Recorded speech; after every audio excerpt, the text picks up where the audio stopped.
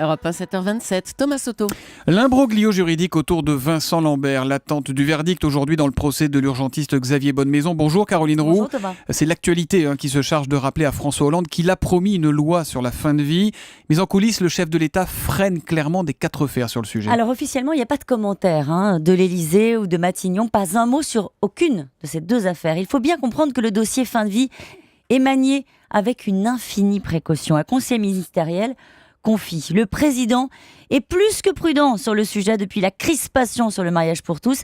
Il veut avancer sans réveiller la colère des associations catholiques. Pourtant, je peux vous dire, Thomas, que l'affaire Lambert et le procès Bonnemaison sont reçus en coulisses dans l'entourage de Marisol Touraine ou à Matignon comme un signal très positif, une preuve de plus, me dit-on, que le statu quo n'est pas possible sur le sujet. Mais la recommandation de l'exécutif est passée, pas question d'en rajouter.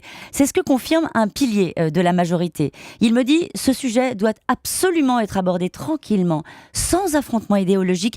Il faut atteindre, écoutez bien le mot qu'il utilise, une forme de transcendance.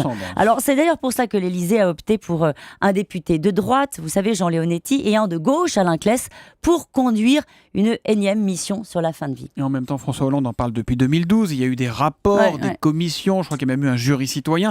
Mais en fait, elle verra le jour ou pas, cette loi, Caroline ? Eh bien écoutez, pour répondre, je vais vous livrer cette phrase entendue au groupe socialiste. Quand je demande si le Parlement sera saisi du texte avant la fin de l'année, comme prévu, on me répond: il ne faut pas être prisonnier d'un calendrier, ce n'est pas essentiel. Alors vous avez compris en fait, comme on l'explique à mot couvert, cette loi verra le jour si un consensus se dégage politiquement et dans la société sur le sujet, peut-être avant la fin du quinquennat. Oui, mais il y a ces affaires, Caroline, qu'on évoquait, elles sont bien la preuve qu'il va falloir légiférer de nouveau. Et le président est favorable à une loi, et le Premier ministre est favorable aussi, la ministre de la Santé pousse pour une loi, mais que ce soit sur la fin de vie, sur la PMA, qui reste aussi une revendication à gauche, ou même sur les ABCD de l'égalité à l'école, sur lesquels le ministre de l'Éducation va devoir trancher dans quelques jours, on se rend compte que la priorité de l'exécutif, c'est aujourd'hui moins d'avancer que d'apaiser. Et ça rappelle d'autres sujets sensibles comme le droit de vote des immigrés, des sujets qui divisent et dont on voit bien qu'on préfère les mettre